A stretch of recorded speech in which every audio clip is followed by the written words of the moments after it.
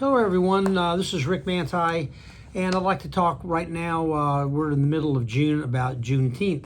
Now, it's the national holiday, and it was just signed into a national holiday back in 2021, so it's only been 3 years that we've had this.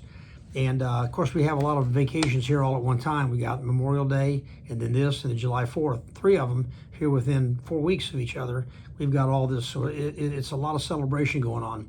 But basically what this is this is all about the fact that the Emancipation Proclamation came along by Lincoln, and they declared pretty much everybody's free.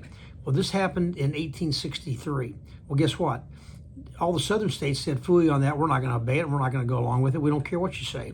Well, when the war was over in April of 65, they said it's time to enforce this and make all these slave owners and make all these landowners that have slaves, make them release their slaves. So Texas was the furthest state at that point. And so they said, we're going to go that way and work our way back. And so they went back there, and they took 2,000 federal soldiers with them. And of course, at that point, the South was so beat up, and they really didn't have anything to fight back with. So they took these 2,000 people, went to Galveston, Texas, and said, there's about 250,000 slaves there. Said, you guys are all free. Well, of course, the place went crazy. And then this turned around and reverberated across the United States. So in the black community, that's a big deal. It always has been. I was raised in the South. I had no idea about this date. I'd never heard of it. But it's been a big deal in the black community. And so now it's a federal holiday.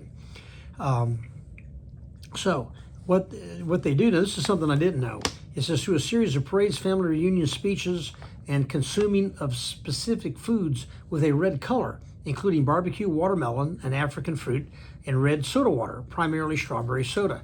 This is what is consumed by black folks during this particular time. The use of the color red in ceremonies is a practice that enslaved West Africans brought to the United States.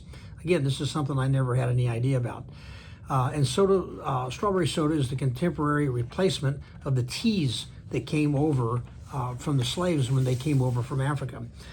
Something that I found interesting, it says the post-emancipation period known as Reconstruction from 1865 to 1877 marked an era of great hope, uncertainty, and struggle for the nation as a whole. Formerly enslaved people immediately sought to reunify families, establish schools, run for political office, push radical legislation, and even sued slaveholders for compensation. Given the 200 plus years of enslavement, such changes were nothing short of amazing. Not even a generation out of slavery, African Americans were inspired and empowered to transform their lives and their country. Therefore, Juneteenth marks our country's second Independence Day. So enjoy and have a nice weekend.